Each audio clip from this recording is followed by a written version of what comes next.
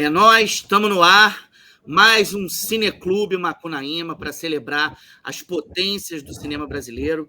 E falando em potência, eu tenho aqui do meu lado minha parceira de trabalho nas entrevistas aqui desse templo de louvação do cinema brasileiro, que é Marisa Gualano, escritora, pesquisadora. E eu tenho hoje aqui, nós temos aqui, uma força da natureza, da produção documentário brasileiro contemporâneo, uma das cineastas mais prolíficas da América Latina hoje, que é Suzana Lira, a quem eu peço o aplauso atual, presencial, essencial de vocês. Suzana acabou de estrear na Paramount Plus uma série absolutamente fascinante. Eu vou trocar contigo, Suzana, umas impressões muito legais que eu tive sobre Adriano o Imperador, craque aqui da Penha, de onde eu falo, craque do mundo. E, ao mesmo tempo, Suzana está no Globoplay com um seriado sobre Casagrande, Casão num Jogo Sem Regras, que é um dos grandes sucessos aí do streaming da TV Globo. Se você, por acaso, está vendo esse papo e não viu ainda algum filme dirigido pela Suzana Lira, você precisa correr, porque a Suzana Lira, a cada minuto que a gente está aqui, ela está pensando num projeto novo, que, de fato, é alguém que coloca... Ela vai concorrer agora no Festival de Gramado com curta. Ela tem no seu currículo um filme que virou um sucesso na streamosfera, que é Mussum, um filme do Cacildes, e foi premiada mundo afora, começando pelo Festival de Brasília e o Festival do Rio, com Torre das Donzelas, de 2018. Suzana, muito bem-vinda aqui. Para a gente é uma honra ter você na Associação Brasileira de Imprensa, não apenas pelo teu histórico que passa pelo jornalismo, mas essa produtividade ímpar que você tem. E eu vou pedir para a Marisa abrir os serviços aqui, te colocando a primeira pergunta da noite. Marisa, é com você. Então, boa noite a todos. Rodrigo Fonseca, queridíssimo parceiro, e Suzana Lira, nossa, honra e alegria, tá? Você está aqui. Sim, sei que você tem, a obra é prolífica, fértil, mas eu queria, Suzana, hoje falar agora, nesse momento, um filme específico. E eu começo, quem me conhece sabe que eu adoro uma frase. Eu começo com uma frase da Rosa Luxemburgo, que diz: quem não se movimenta, não sente as correntes que o prendem. Essa frase, essas palavras me remeteram logo à Torre das Donzelas. Esse filme urgentíssimo, porque, na minha opinião, ele hoje tem uma conexão histórica, mesmo em tempos e períodos diferentes, com o período atual, com o que estamos vivendo, nosso contexto político. Mas Torre das Donzelas é um filme com tantas camadas, um filme tão incrível. E essas correntes de que eu falei no começo, elas se arrebentam no momento em que essas mulheres confinadas involuntariamente, isoladas, se unem e formam ali uma micro-sociedade, um microcosmos, em que elas ajudam umas às outras, tem solidariedade, sororidade, essa palavra muito em voga, e fazem, dentro da cadeia, um núcleo de resistência, e sobrevivem. Só que, e muito já se falou desse filme tão forte, potente, mas eu vou fazer um recorte hoje com você aqui, que eu acho que é um filme com viés feminista, e um olhar feminino também. Você começa o filme com elas desenhando, tentando reconstruir a torre numa lousa com giz, e as suas lentes estão nos olhos dela, nos ouvidos, nas mãos, nos gestos, e elas estão com brinco, colar, batom, uma está com uma unha pintada de preto, roxo, muito moderno. E eu fiquei pensando nesse recorte, assim, não sei nem se foi proposital, mas me remeteu aquelas mães também, aquelas mães que perderam seus filhos e companheiros para a violência policial, para o tráfico de drogas. Quando elas se apresentam para reivindicar a justiça, Elas também estão sem... A sobrancelha está feita, estão bem apresentáveis. Parece frívolo o que eu estou dizendo, mas você sabe que o autocuidado feminino, essas mulheres que eu falei da violência do tráfico, e essas nossas, da Torre das Donzelas, eu acho que esse autocuidado é uma maneira também de manter a dignidade delas, sabe? De sobreviver. Eu fiquei, assim, encantada com isso. Achei muito interessante, porque eu fiquei pensando, será que o núcleo de homens teria o mesmo cuidado que elas tiveram? Não sei, eu acho que isso é uma particularidade bem nossa. E me chamou a atenção. Dito isso, eu queria que você falasse para mim o seguinte: como foi a edição desse filme? Eu tenho muita curiosidade, porque o que eu imaginei que tem um material gigante, você deve ter vindo com aquele manancial, né, de depoimentos, ao mesmo tempo coisas lindas, encantadoras e assustadoras, dolorosas. Como foi, inclusive para você, como mulher, né, deve ter sido um envolvimento emocional. Como foi esse momento da montagem do filme? Em primeiro lugar, eu queria muito agradecer esse convite. Para mim é uma honra estar aqui com vocês na Associação Brasileira de Imprensa, que eu acho que é isso, né? A gente precisa cada vez mais dar valor à imprensa, porque eu acho que é o lugar onde a gente consegue encontrar informação para a gente mudar o estado das coisas e proteger a liberdade de imprensa. Então, eu estou muito feliz de estar aqui. Eu estou muito feliz de estar com o Rodrigo Fonseca, que é uma pessoa que eu respeito e que escreve sobre cinema e sabe muito sobre cinema há tantos anos. Então, obrigada, Rodrigo. E Marisa, que a gente se conheceu pessoalmente semana passada, né? Foi ótimo. A gente esteve junto, pôde se abraçar, pôde se fotografar. Foi muito legal esse momento de a gente poder se encontrar. Porque é como o Rodrigo fala, eu realmente estou sempre fazendo alguma coisa, então normalmente eu não consigo celebrar o filme, eu não consigo ir numa exibição, enfim, porque eu já estou fazendo outro. Então, eu estou tentando mudar isso um pouco e poder estar mais perto das pessoas, do público, e trocar mais sobre os filmes. Então, eu queria muito agradecer já de cara. O Torre das Donzelas foi um filme muito especial para mim, um filme que a gente demorou 7 anos para fazer, desde quando eu tive a ideia de fazer, até a gente chegar nesse formato. E para não me prolongar muito, para a gente falar exatamente sobre montagem, é um filme que a gente teve 2 montadores, foi a Célia Freitas e o Paulo Manhardi. A Célia já tinha trabalhado comigo em outras ocasiões, e o Paulo era o montador da produtora. A gente tem uma produtora, que é a Modo Operante Produções, que já tem 18 anos no mercado, e ele já estava muito acostumado a trabalhar comigo, então isso facilitou muito as coisas. E realmente era material, assim, as entrevistas de fundo preto que você vê no Torre, normalmente duravam entre 4 e 5 horas de duração, então era um material muito grande. E o material que a gente fez dos encontros delas na Torre também era imenso. Então, normalmente o que eu faço é, durante as filmagens, já anoto aqueles highlights que eu acho que, assim, olha, esse ponto da conversa eu acho importante, essa conversa é fundamental. Eu já levo um pouco desse rascunho, coloco num quadro. Aqui a gente está falando da sala de roteiro, onde eu trabalho. Mas na ilha de edição, que fica lá em cima, a gente também tem um adesivo, um papel adesivo, onde eu também rascunho coisas. E ali eu coloquei mais ou menos o que era o prólogo, o que era o primeiro bloco, o que era o segundo e terceiro. Obviamente, a partir disso, a gente teve uma equipe grande que trabalhou numa parte de roteirização. A gente teve o Rodrigo Hinchsen, que trabalhou com a gente teve a Muriel Alves, teve o Michel Carvalho, que foram pessoas que colaboraram também nessa roteirização, porque existia um roteiro pré-filmagem e depois um roteiro pós-filmagem, né? E eu gosto de trabalhar com roteiro, eu acho que é uma maneira muito organizada de você trabalhar. Eu acho que o documentário não é essa obra completamente solta, que você sai filmando várias coisas e depois você vê o que acontece. Eu tenho métodos, assim, de primeiro ter um plano de filmagem muito estabelecido, já pré-roteirizado, e depois, quando for para a ilha de edição, também ter as intenções já apontadas, sabe? Obviamente que os imprevistos acontecem, espontaneidade acontece, isso é a alma do documentário, mas eu não me deixo só ficar nesse lugar.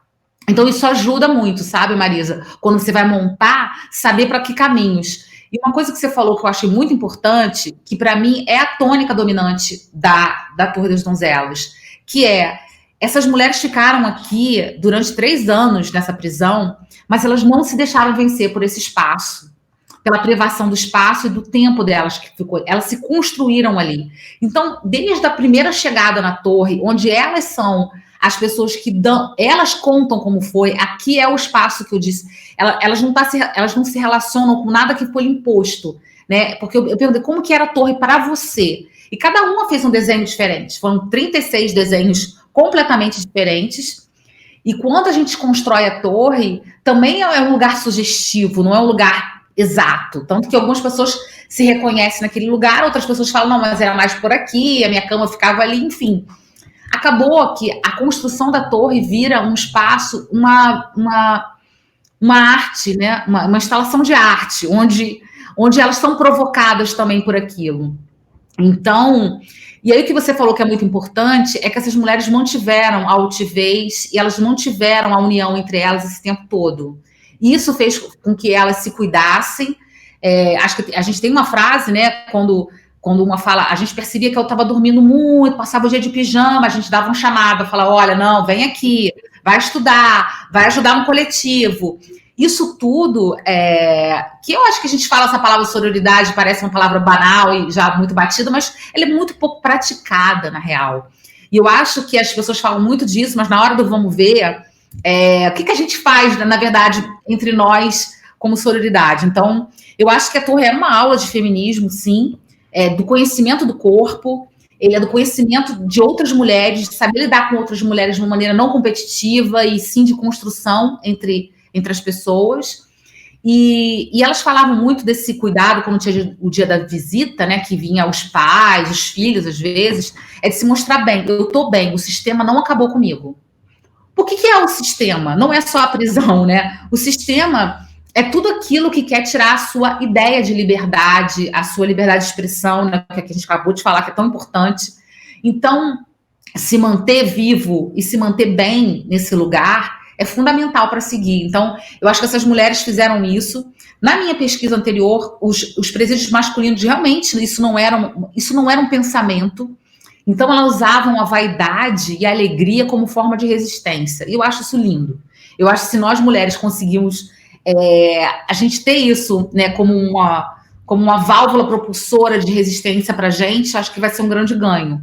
Então, acho que tudo que você falou, eu só estou explicando que foi isso que aconteceu. E quando eu vou para a ilha de montagem, eu digo, é isso. A gente vai mostrar dor, porque foi dolorido, a gente vai mostrar os problemas que elas viveram ali dentro, mas a gente vai mostrar, acima de tudo, como elas se reconstruíram a partir de cada situação. Então, isso era a tônica do filme. Então, era só perseguir os diálogos e as falas que buscavam isso, sabe? Mesmo em momentos difíceis, como a despedida, por exemplo, eles cantavam a música do Dorival Caymmi, eles invocavam a arte. Quando elas acham aquele baú de vestidos, falam, o que a gente vai fazer com isso? A gente queria livros. O que a gente vai fazer com vestidos de luxo? Não, nós somos... Vamos usar a ludicidade para nos trazer para a gente... porque o lúdico é fundamental, é importante, né? A gente está vivendo um momento no país onde a arte está sendo super marginalizada e combatida e quase extinta. E isso é tão importante quanto saúde, quanto educação, quanto comida, né? O ser humano, ele precisa isso. A gente não quer só comida, a gente quer comida, diversão e arte. Então, e a gente está aqui lutando por isso, sabe? Por liberdade de expressão e liberdade de produzir arte. Porque é com isso que a gente se eleva, é com isso que a gente evolui, né? E sobrevive de uma maneira um pouco mais plena. Já mudei completamente de assunto, fui para outro assunto, mas tudo bem. Acho que perfeito. Eu posso fazer um complemento, Rodrigo? Deve, um claro. Complemento só. Suzana, junto com essa resistência, uma coisa que eu achei interessantíssima que elas falaram, quebrar o silêncio. A quebra do silêncio, que eu ainda reporto para hoje também, que é o que trava. Uma delas falou, se a gente não fala do torturador, ele continua dentro da gente a vida toda. E essa quebra de silêncio foi fundamental lá e tem que ser fundamental aqui e agora, só para complementar o que você falou. Suzana, eu queria partir de uma coisa que vocês duas construíram muito interessante, porque eu acho que você é conhecida, isso ficou muito notório no seminário Na Real Virtual, quando você foi convidada para uma conversa com o Bebeto Abrantes e o Carlos Alberto Matos, né, um dos decanos do documentário na América Latina. Uma coisa que eles ressaltaram muito é essa sua conexão com o feminino, que é fortíssima, e eu acho que é de celebração da sororidade, no Damas do Samba, no Positivas, e acho que até no teu trabalho na ficção, no Rotas do Ódio, e sobretudo no Torre das Donzelas, que é, de todas as maneiras, assim, uma das obras-primas, eu acho que do cinema documental brasileiro deste século, pela maneira como você criou um dispositivo super potente que a Marisa esmiuçou aqui pra gente, com a tua ajuda, de uma maneira muito poética. Mas uma coisa que me chama muita atenção é que você tem filmes que assumem protagonistas masculinos. O Mussum, filme do Cacildes, o Casão, que é uma série, mas, enfim, é uma narrativa construída com uma cabeça cinematográfica, e agora o Adriano Imperador. E eu acho curioso que quando você fala as suas narrativas com protagonistas femininas, essa questão da sororidade é um tema, uma tapeçaria absolutamente charmosa e potente, mas quando você fala de homens, uma coisa que me chama muita atenção é que eu tenho a sensação que você coloca esses personagens num epicentro onde você está muito mais interessada em nos apresentar ou nos questionar o mundo que criou esses homens, o mundo que, de uma certa maneira, moldou certas ousadias, certas rebeldias desses homens, do que especificamente fazer um perfil. Isso é uma coisa que eu acho muito rica na tua narrativa. E eu queria trabalhar especificamente com esse universo do futebol que você está trilhando agora. A gente tem 2 projetos seus, um na Globoplay, que é o Casão, um na Paramount Plus, que é o Adriano. E é engraçado que, apesar de a gente ter um perfil absolutamente plural dessas pessoas, desses homens, assim, na sua inteireza, afetivo, intelectual, político até, eu tenho a sensação que você está falando muito do Brasil, do Brasil que moldou o Casagrande e de um Rio de Janeiro muito violento que moldou para o bem e, em alguns momentos, para o risco, o Adriano. Eu queria compartilhar essa minha impressão com você. O que são esses vetores que você traz para essa tua narrativa de protagonistas masculinos? Obrigada pela pergunta, acho ótima. Mas eu preciso corrigir aqui uma coisa, porque o meu primeiro filme foi sobre o Zé Bonitinho, que é um ícone da masculinidade. Então, claro que ele foi um telefilme, ele foi para a TV, então ele passou no circuito de cinema, um filme até que eu gostaria muito de levar, porque é um filme que pega o mito do Zé Bonitinho, desse homem, e que tenta compreender por que esse homem se finge de bonito, sendo que ele não era bonito, e ele convence todo mundo disso. Então, eu acho a história do Zé Bonitinho, que foi um argumento do Tito Gomes, que é meu sócio aqui na produtora, que abriu a produtora. Então, meu primeiro filme foi sobre um ícone da masculinidade.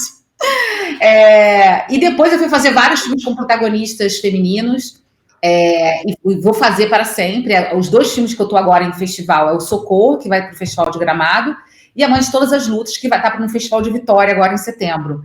É um fronte de luta minha e uma missão minha tratar disso. Acho muito interessante essa observação, Rodrigo, porque eu acho que é exatamente isso. Eu acho que o homem atual ele precisa ser compreendido.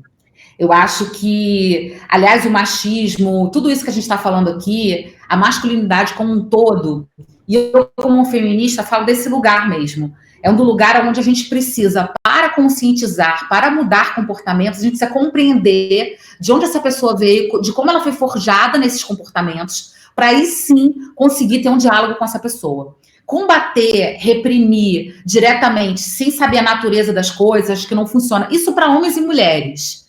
Mas a gente vive um momento... e o Casagrande foi uma série que eu quis fazer, porque eu achava ele extremamente complexo e fascinante para o Brasil. Um jogador que, né, naquela época, extremamente politizado e que continuou politizado durante... Eu amo personagens que se mantêm fiel a uma ideologia durante muito tempo e apanhando, porque ele apanha muito, né? Então, como que você consegue resistir? Então, eu acho que o Casagrande, eu quis também traduzi-lo desse ponto de vista de onde ele veio, como ele se formou e que homem ele se tornou a partir disso, com suas convicções, seus problemas, seus defeitos e tal, sem moralizar, sem julgar. E o Adriano idem. E eu acho que esses homens, para mim, eles representam traduções desse Brasil profundo que a gente está falando.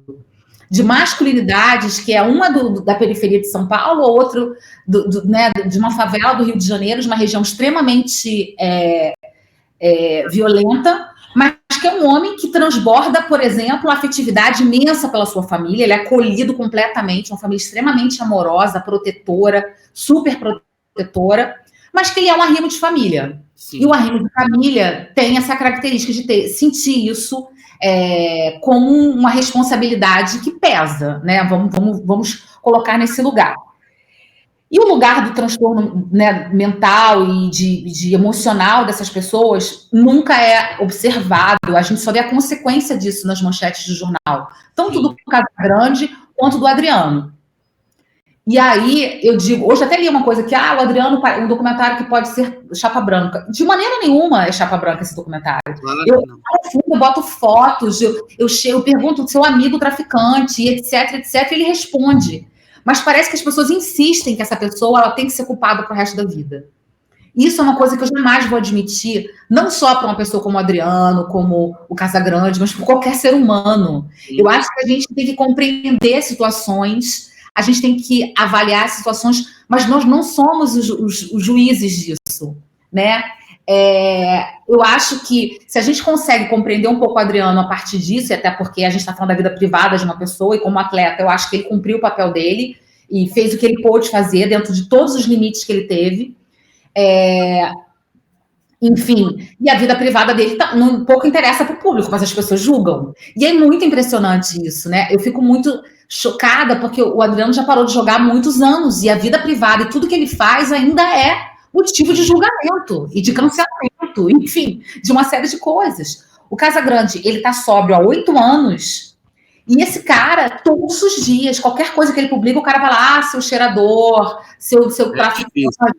Então, assim, primeiro que essa empatia com o ser humano me leva a fazer a biografia desses caras, porque eu preciso entender o que está acontecendo com eles e por que eles são tão atacados.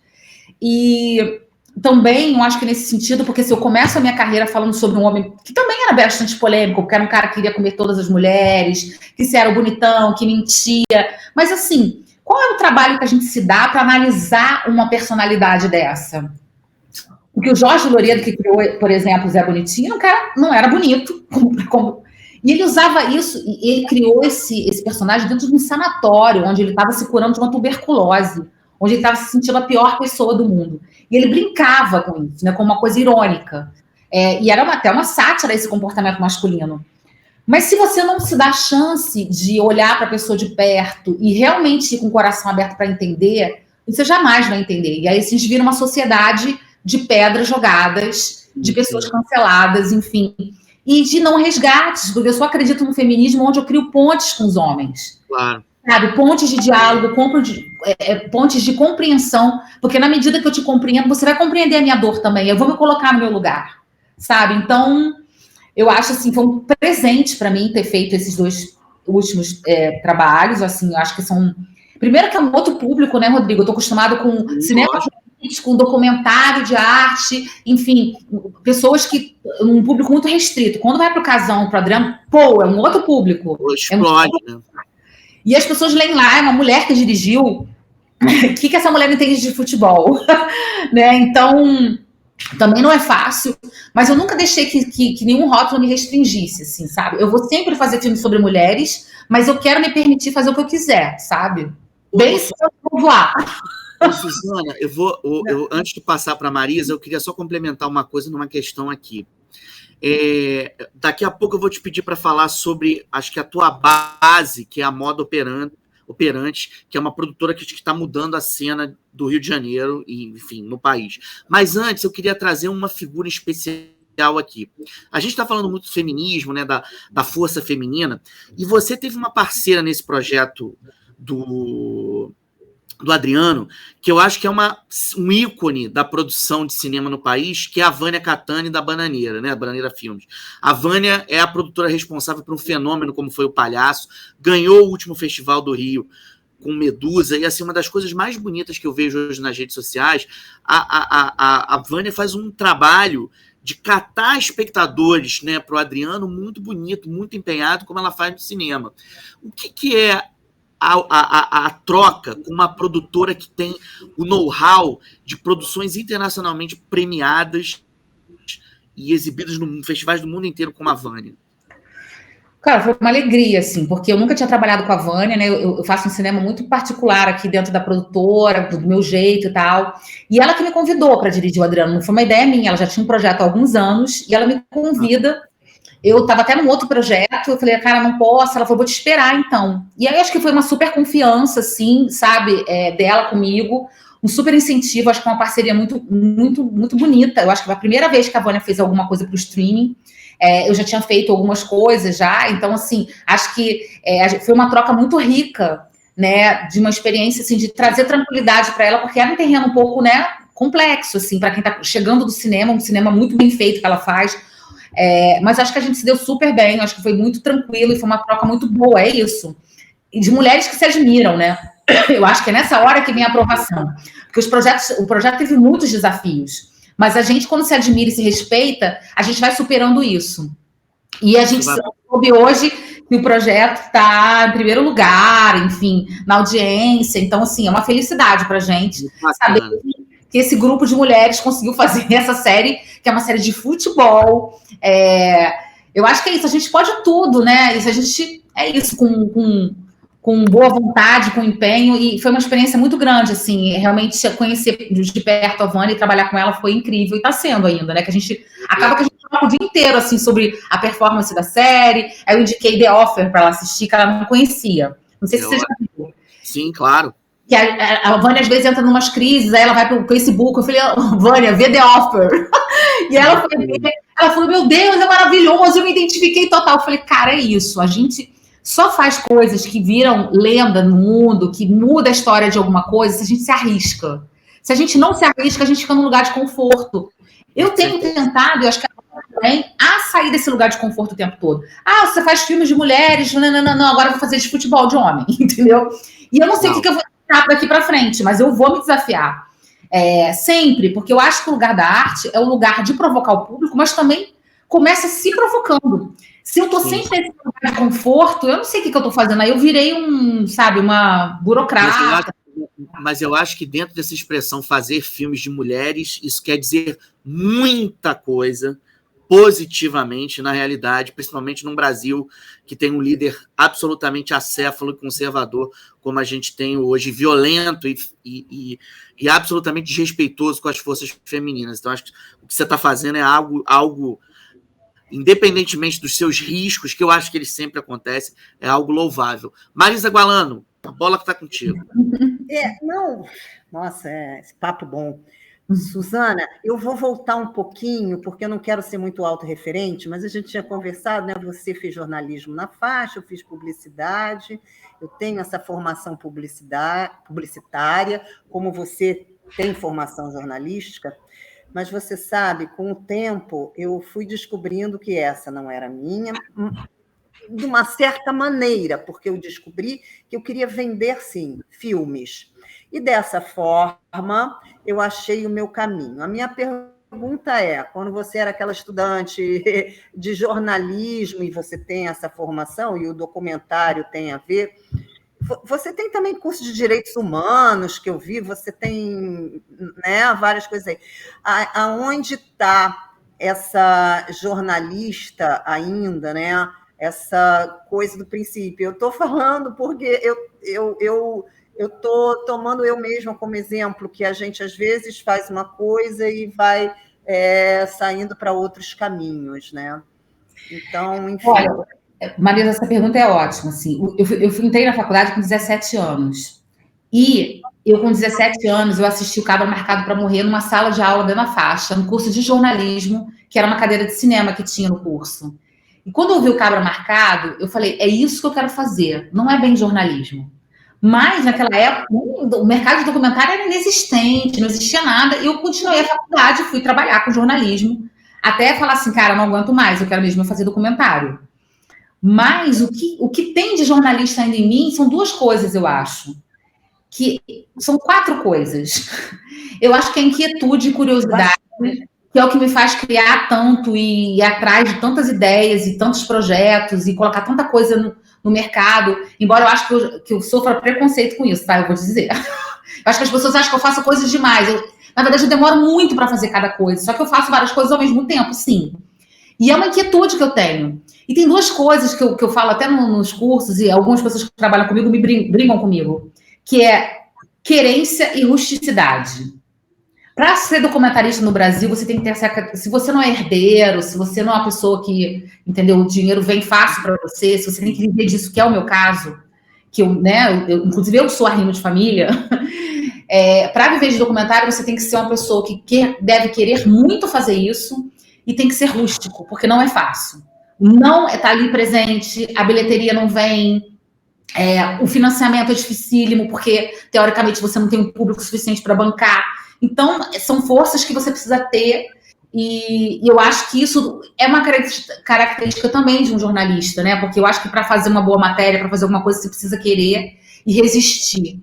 Eu acho que tudo que eu tenho feito nesses últimos anos é querer muito fazer o que eu faço e resistir a todos os obstáculos que eu vivo todos os dias. Porque, embora eu já tenha feito tanta coisa, às vezes as pessoas devem achar assim, a Suzana, quando propõe uma coisa, deve ser fácil conseguir e a coisa adiante. Não é fácil. Ainda não é fácil. Porque eu escolho falar sobre assuntos, às vezes, um pouco áridos, que as pessoas não querem ouvir, não querem falar. Então, assim, eu tô com 2 documentários nos streams, 2 séries, e tô com 2 filmes super politizados, protagonizados por mulheres em festivais de cinema. Então, eu tô em 2 frontes, né? E para cada fronte, eu tô decidir uma luta. Então, assim,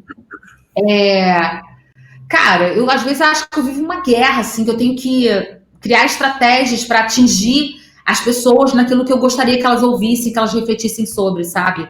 Eu acho que o jornalista tem essa alma, então eu acho que eu mantenho isso, embora eu ache a notícia, para mim, pouco, né? Tanto que eu fui fazer documentário que eu aprofundo, eu estudo. É isso que você falou, Positivas foi um filme que mudou a minha vida. Assim, eu fui fazer direitos humanos por conta do Positivas. Eu falei, eu preciso ser uma cineasta que sabe do que está falando, que propõe coisas. Eu não posso simplesmente documentar as pessoas e não apontar caminhos. E a pós-graduação que eu fiz em Direito Internacional e Direitos Humanos foi um farol para todos os outros filmes. Sempre o Rotas do Ódio foi criado dentro de uma sala de aula de Direitos Humanos, porque eu ouvi falar sobre crime de ódio no Brasil pela primeira vez numa sala de aula. Então, eu estou o tempo inteiro também tentando estudar, tentando aprofundar o meu conhecimento para ampliar esse leque e falar com mais aprofundamento disso. É difícil, é cansativo. Às vezes eu tô num momento, por exemplo, que eu tô precisando de férias. Férias. Mas eu fico pensando, cada dia eu penso num projeto novo, uma loucura, assim. Então, eu tento me controlar, na medida do possível. Suzana, esse curso de Direitos Humanos, você fez aonde? Na Cândido Mendes. Legal. Eu fiz pós lá também. Deixa eu te fazer uma pergunta aqui. Eu queria fazer uma pergunta mais específica, eu acho, desse universo da produção, até porque a gente tem sempre cineastas, produtores, estudantes de cinema acompanhando a gente aqui. Durante um tempo, eu me lembro que você tinha projetos com um canal que eu acho que tem toda uma relevância na discussão da força feminina no país, que é o GNT. Eu me lembro de algumas parcerias tuas ali. Até aquela série das delegadas, uma vez eu cheguei até a ver na tua produtora. E, por outro lado, agora você tem essa experiência plural dos streamings. Um streaming que é a Globo, que é da Globo, né, o Globoplay, e a Paramount. Qual é efetivamente a diferença de projetar um produto para esses veículos? Assim, do ponto de vista técnico, exige um tipo de projeção, de roteiro diferenciado? Como é que isso funciona? Totalmente, Rodrigo. Pergunta ótima. Eu acho que é isso. O streaming, ele tem um jeito de roteirizar, um jeito de captar muito diferenciado. Você pode estar achando que você está vendo um filme partido ali, mas não. A série, ela tem que ter todos os elementos que a ficção tem, que é de você ter viradas dentro daquele roteiro, de você ter um gancho muito forte para o próximo episódio, porque esse público, ele está com a tela, ele está com centenas, milhares de possibilidades para assistir ali. Para você conseguir essa audiência é muito difícil. Eu mesma sou uma pessoa que eu desisto muito no primeiro episódio. E eu, quando acompanho agora a audiência do streaming, eu vejo, falo, cara, não desiste no primeiro, vai assistir no segundo, quando é do meu próprio filme. Então, eu acho assim, eu tive que me especializar para fazer streaming direito, assim, para saber fazer, porque é uma narrativa completamente diferente. O público pode não perceber isso, mas a gente que escreve, que faz, por exemplo, os roteiros, eles são completamente feitos anteriormente. O Casão, eu passei 4 meses numa sala de roteiro com 2 roteiristas, Bruno Passeri e Roberto Passeri. A gente fez todo esse roteiro. Esse roteiro foi aprovado antes no Globoplay, para depois a gente filmar. E o Adriano Imperador, a mesma coisa. O streaming não investe se ele não sabe exatamente que tipo de obra ele vai ter. E as pessoas que estão ali já leem aquele roteiro e sabem se aquilo tem um gancho, se tem virada, se aquilo vai prender o público, se não vai. Sabe, a cada 10 minutos que sempre traz novidade. Enfim, tem toda uma técnica de roteiro que realmente é importante você tá bem azeitado. Nem todo montador consegue. Às vezes eu tenho muita dificuldade com montagem, porque assim, os montadores que trabalham comigo vêm dessa linguagem documental cinematográfica, que a gente faz o que a gente quer, no nosso tempo, enfim. E o streaming não, o streaming é outra coisa, é um outro jeito, é uma outra indústria, mas é muito bom como exercício. Foi o que salvou, eu acho, muitas produtoras nessa pandemia e com esse governo. Se não fosse isso, eu estaria fazendo outra coisa da minha vida, porque não teria como se manter com a Ancine completamente fechada. Eu tenho projetos aprovados. Um documentário do Gonzaguinha, que eu quero muito fazer, foi aprovada, sei lá, 3 anos atrás, e que até hoje não recebi o dinheiro, da Fernanda Young até hoje não recebi, enfim. 1000 questões. Eu estou completamente paralisada do ponto de vista Ancine. Então, quando esses streams vêm e aceitam as propostas, eu entro em sala de roteiro e começo a fazer, primeiro que é um reinício, é saber trabalhar com uma nova indústria, e é tudo muito diferente, mas eu acho muito profissionalizado, acho muito bom, eu gosto de trabalhar com eles, porque são muito diretos, são pessoas que sabem o que querem, enfim, né? Eles não ficam perdidos ali, tipo, se a gente quer isso aqui. E eu tenho me dado muito bem, assim, eu quero continuar produzindo para o streaming, porque é isso, uma outra audiência, um outro modo de fazer, e acho muito bacana. E tem o retorno do público imediato também, eles vão para as redes, para o Twitter, imediatamente, sabe? E assim, como documentarista de filmes um pouco mais políticos, que é o que eu faço, primeiro, para estrear um filme no cinema é uma loucura ter uma distribuidora que tope. Segundo, para conseguir levar esse público, então, assim, às vezes é muito frustrante. Eu continuo fazendo isso, eu vou continuar fazendo filmes assim, não tem jeito. Então, assim, o Mãe de Todas as Lutas é esse filme, o Socorro é esse filme, é o filme da resistência. Mas trabalhar com streaming me trouxe um pouco de alento, sabe? Tipo assim, caramba, você consegue passar suas mensagens e alcançar um público maior com algum esforço. Não é uma coisa fácil, mas eu acho importante. Assim, para mim tem sido muito, muito bom. Bacana. Marisa. Sim. Nossa, eu fico impressionada, porque você tem um domínio dessas 2 linguagens, né, Suzana? Foi muito rápido, como você passou do cinema para o streaming, e com muito sucesso. Mas eu vou voltar aqui ao nosso cinema. Eu queria falar um pouco de Mãe de Todas as Lutas, que foi onde a gente se conheceu. Esse filme bateu muito forte em mim. E, novamente, eu faço essa conexão dos momentos históricos. Claro, é um filme atual de 2020, mais atual do que nunca. Oi? 2021.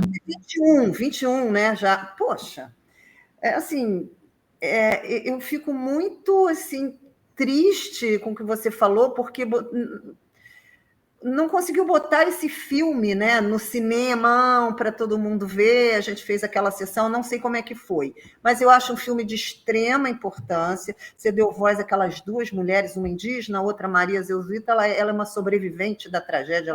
Ela é hoje uma das líderes do assentamento sem terra lá em Carajás, né? Ela é uma das líderes do movimento do MST.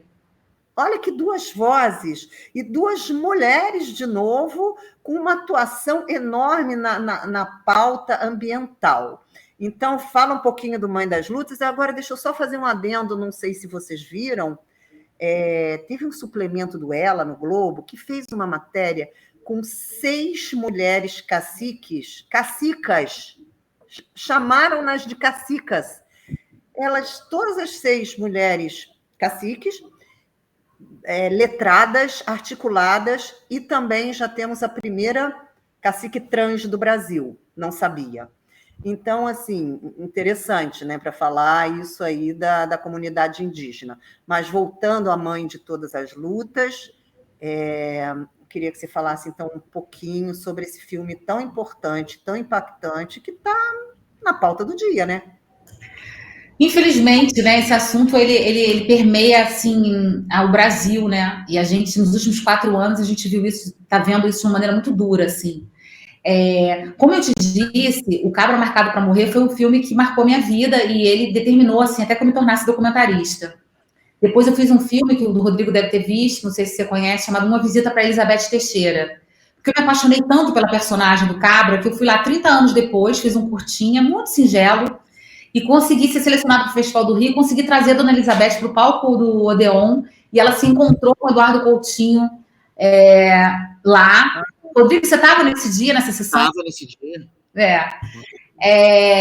Que é essa personagem que se mantém firme com seus ideais, que eu sou apaixonada por essas pessoas que não se rendem. E é um filme belíssimo, para além desse encontro, para além da sessão, eu acho um dos teus filmes mais de síntese, mais precisos, Suzana, assim.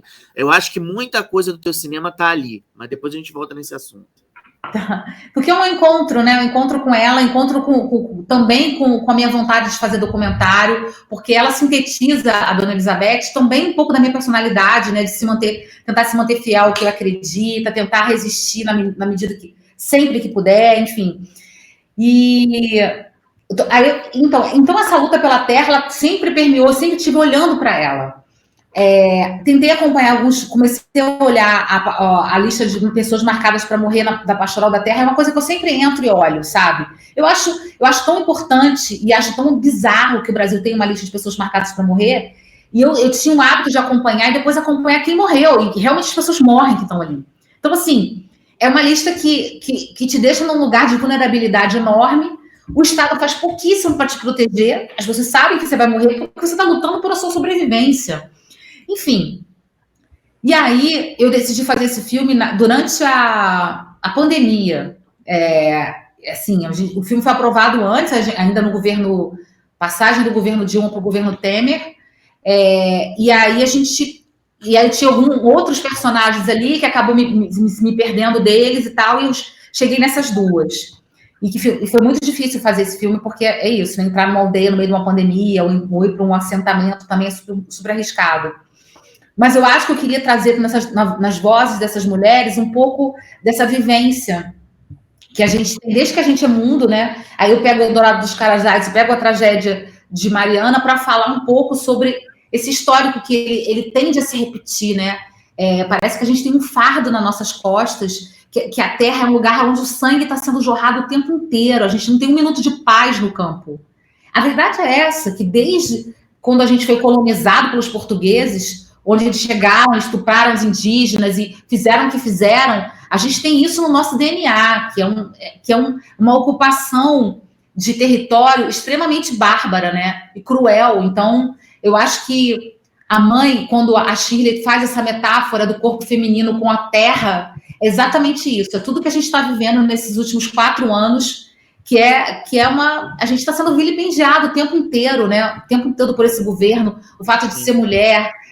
As pessoas no campo estão sendo armadas até os dentes para poder combater essas pessoas que ocupam a terra de uma forma saudável, né? Vamos falar do MST claramente, que tenta dar comida saudável sem veneno para as pessoas, tenta dar supervivência para essas famílias e não só sobrevivência. Então, e a questão indígena, né? Que é uma questão muito cara, a gente não teve nesse governo nenhuma demarcação. A gente, uma série de derrotas. Então, eu não tinha como não fazer esse filme. Tem filmes que é uma faca no pescoço que eu sinto, sabe? Tipo, esse tem que fazer, vai lá e faz, sabe? Tem outros que são escolhas, esse não é.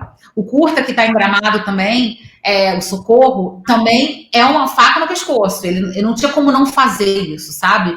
E eu vivo dessa forma, respondendo de alguma maneira a essa pressão que eu sofro da realidade, né? E nesses últimos 4 anos, a questão da terra realmente foi uma questão muito grave. Está sendo, né?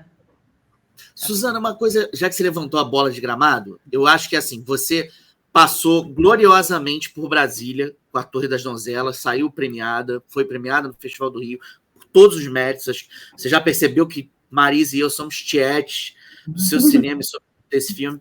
Mas eu acho que tem um ponto que eu queria que você discutisse com a gente. Além de ouvir um pouquinho sobre o que é o Socorro, eu noto, olhando a ficha do Socorro, eu vejo uma pessoa que está sempre do teu lado, que é a Muriel Alves e a Lívia Nunes, assim, mas especialmente a Muriel está sempre com você. Que faz, na minha opinião, parte da família Modo Operante. Que família é essa? Como é que a Modo Operante consegue sobreviver hoje e consegue, para além do teu nome, ser uma empresa que vira grife no Rio de Janeiro? Porque, assim, me permita fazer essa reflexão, não sei se, independente se é concordar ou não, eu tenho a sensação que a Modo Operante hoje no Rio de Janeiro é quase uma incubadora de projetos que tem em você uma grife, embora você seja parte essencial, mas eu acho que a Modo Operante vai um pouco além de você. E isso é muito bonito. Acho que demonstra uma generosidade tua em produzir outras vozes e, principalmente, ter revelado na direção e no roteiro vozes femininas tão contundentes quanto a tua, que eu acho que é um pouco o caso da Muriel. Queria te ouvir sobre essas questões. Isso é fundamental, Rodrigo. Acho que isso... eu sempre fui uma pessoa muito ligada à minha equipe, assim, né? E sempre até um pouco fechada, assim, as pessoas querem trabalhar com a gente e tal, mas assim, tem uma maneira de se relacionar, uma maneira de estar muito familiar, assim, dentro da moda, né? Eu acho que isso influencia as nossas parcerias de forma geral, a gente se envolve muito profundamente com todo mundo. A Muriel, de fato, está comigo há muito tempo, ela chegou na produtora como produtora, e no primeiro trabalho dela, eu falei, cara, você tem que assinar conteúdo. Ela falou, não, mas eu sou produtora. Eu falei, não, cara, você tem que assinar conteúdo porque você fez conteúdo. E a partir daí a gente inaugurou uma parceria muito, muito bacana, assim, de trabalho. E a Muriel cada vez mais se envolvendo na assistência de direção e no roteiro. Nesses últimos filmes todos ela tá. Socorro ela tá. Banho de Todas as Lutas ela tá. A Lívia também é uma pessoa que está comigo, né, assim, grudada, o Tito nem se fala, tá desde a fundação da Modo Operante, foi o autor do primeiro argumento. O Paulo Manhardi, que foi um montador que ficou muito tempo na Modo Operante também, hoje ele está morando em Portugal. O Michel Carvalho, que foi uma pessoa que veio para o Torre das Donzelas, para Mulheres em Luta, ficou no Torre das Donzelas, fez vários filmes comigo, a gente fez... Ele está voando o mundo agora, escrevendo... Muriel também está fazendo coisas para outras pessoas. Eu fico muito feliz com essas trajetórias, porque eu acho que é isso. A gente tem que visibilizar as pessoas que estão nesse rolê com a gente, que não é fácil. A gente virava a noite na moda, botando filme em edital, escrevendo projetos. Então, é uma galera que trabalhou muito para que a gente conseguisse o êxito que a gente tem, né? Em todos os níveis, assim, de envolvimento mesmo. Então, eu sou muito grata a essa equipe e sigo com eles do lado. Eu, o Michel, o roteirista da Globo, a gente desenvolve o projeto juntos. A Muriel agora vai pegar o primeiro trabalho fora da moda e a gente estou acompanhando e ela continua com a gente. É isso, a gente também tem que fazer as pessoas brilharem, porque é isso, está no nosso DNA. Eu acho que eles levam o DNA da moda e como a gente trabalha com eles. Eu acho isso muito bonito. São sementes que a gente planta e viram frutos para o mercado, né? Da maneira de trabalhar, da maneira de se tratar pessoalmente. Eu acho isso muito importante. Do respeito mútuo, admiração, afeto. Eu acho que isso é uma característica da produtora, sabe? Muitas vezes eu falava, acho que eu preciso ser um pouco mais dura. Eu não consigo.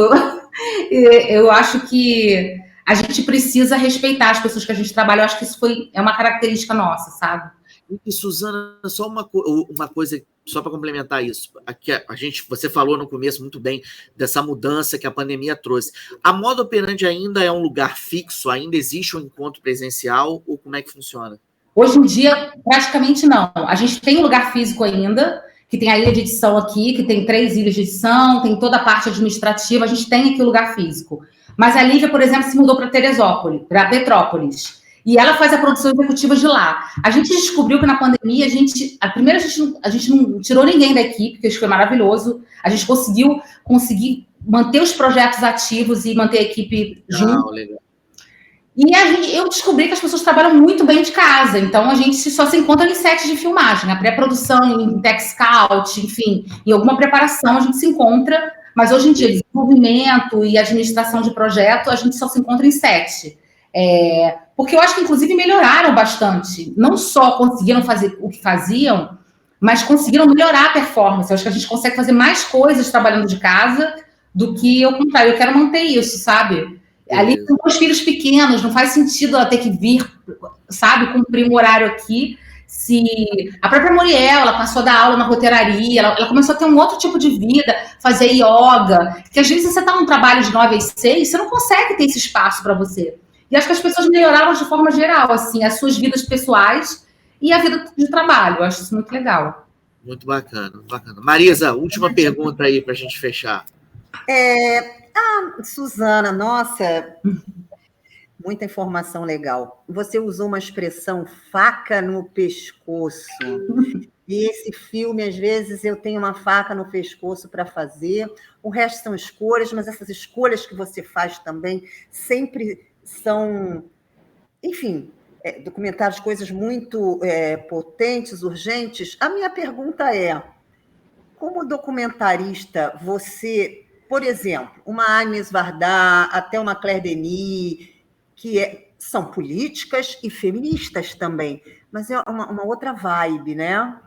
Você curte esse cinema, você tem admiração, você se vê fazendo algo como a Agnès Varda pegou a rua dela, analisou o vidro de perfume da vitrine, aquele cara que vendia carne, aquelas coisas que é tão bonito também, é tão poético, e não que o seu cinema não seja de jeito nenhum, tem vários momentos, mas é assim uma outra vibe, né? Então, eu queria que você falasse um pouco, enfim, dessas cineastas, se você admira, como é que é.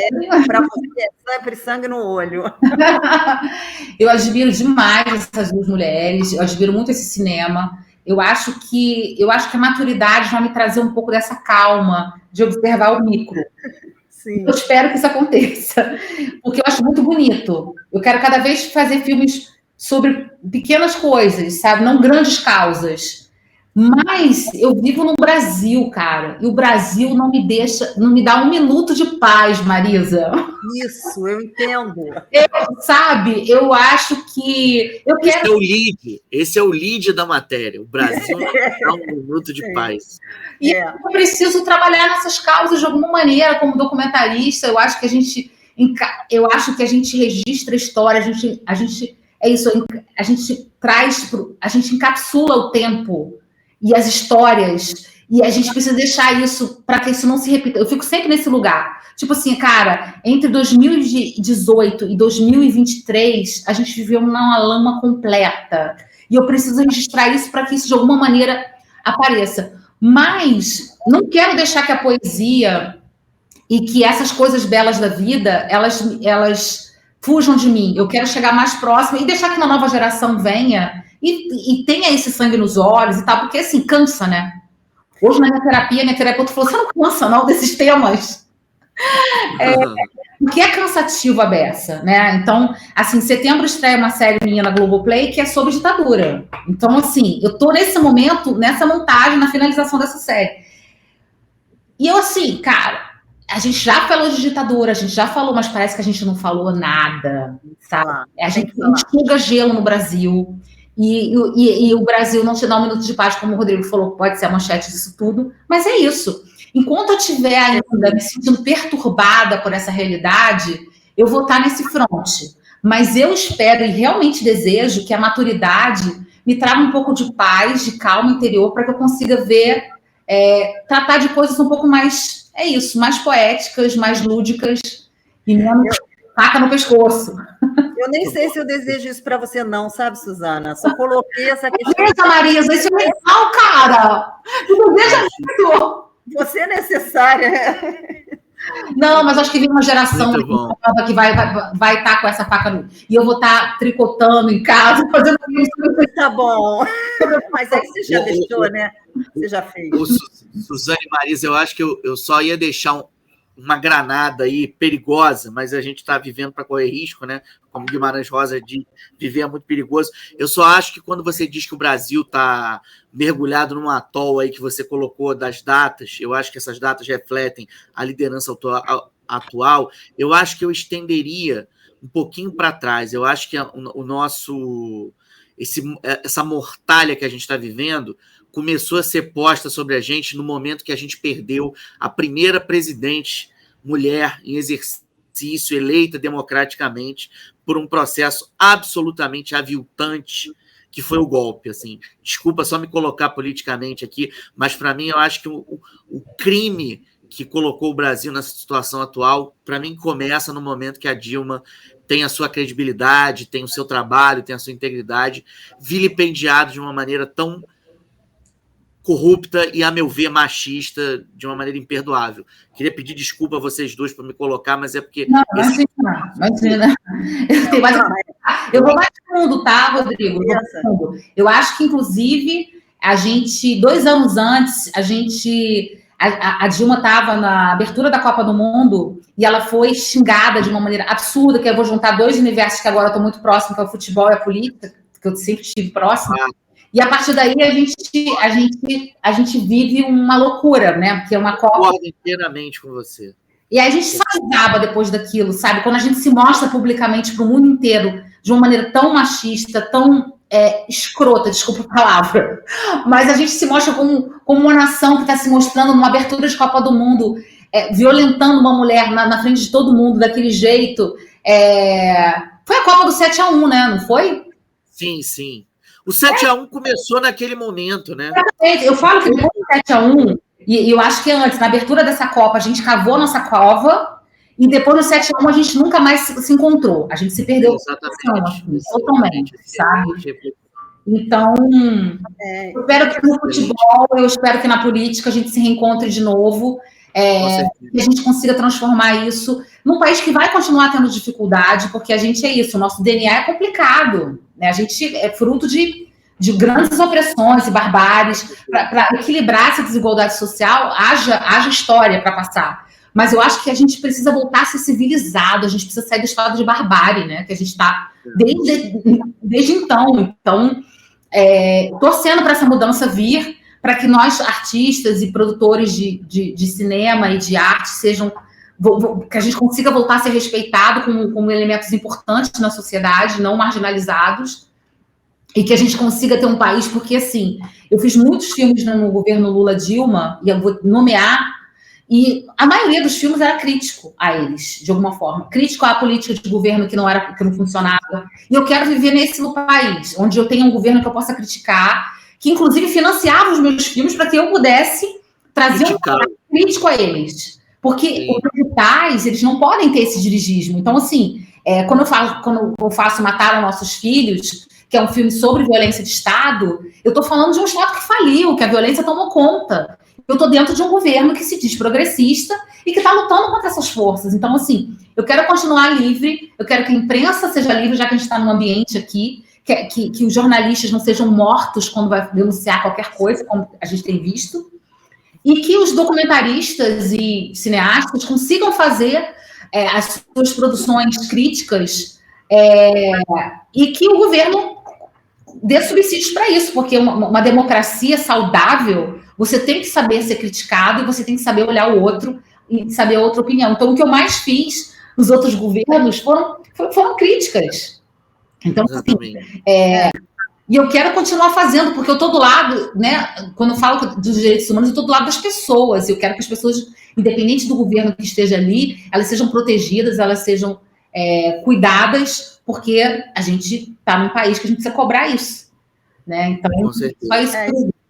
Só para completar, e vocês dois, claro que estou de acordo, acho que nós 3 fechamos aqui. Quando ela levou aquela vaia esplendorosa, perguntaram, mas o que você achou dessa vaia? Ela disse, isso é uma democracia. Então, acho que nem precisa dizer mais nada, foi o que Dilma respondeu ali.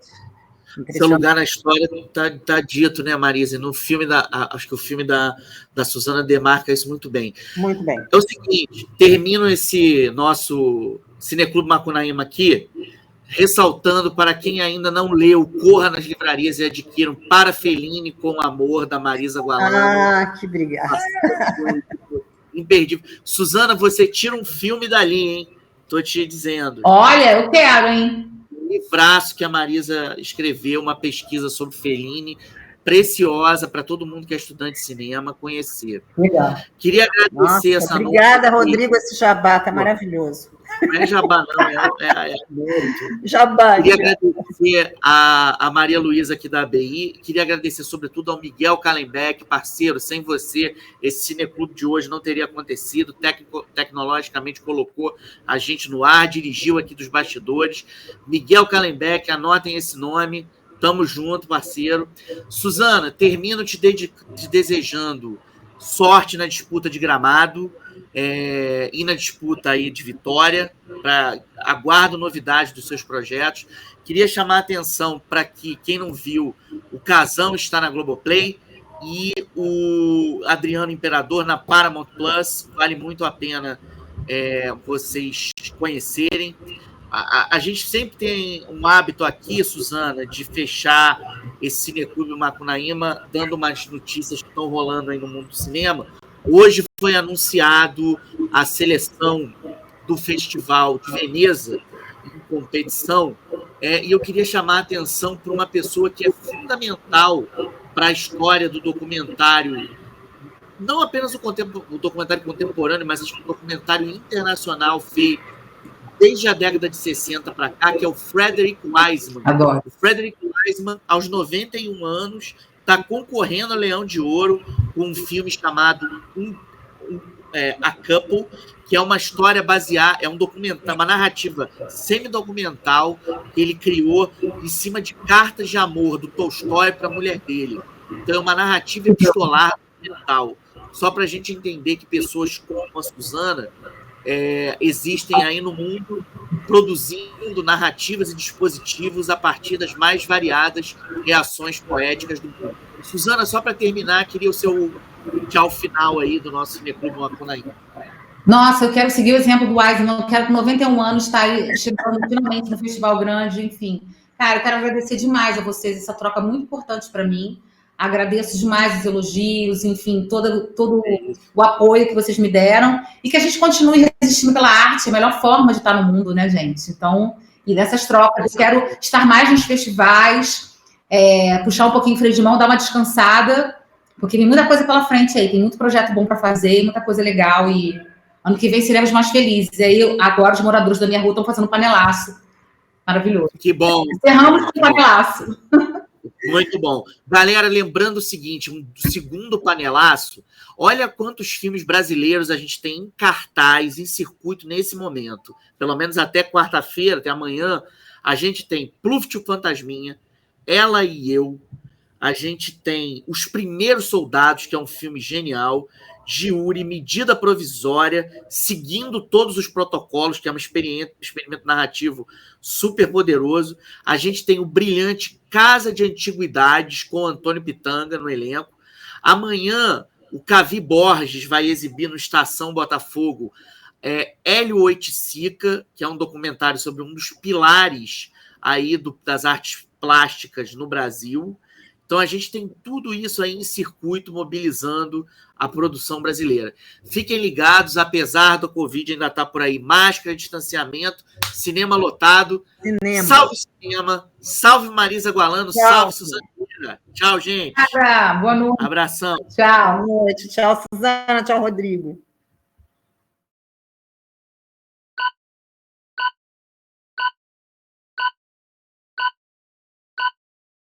Ah!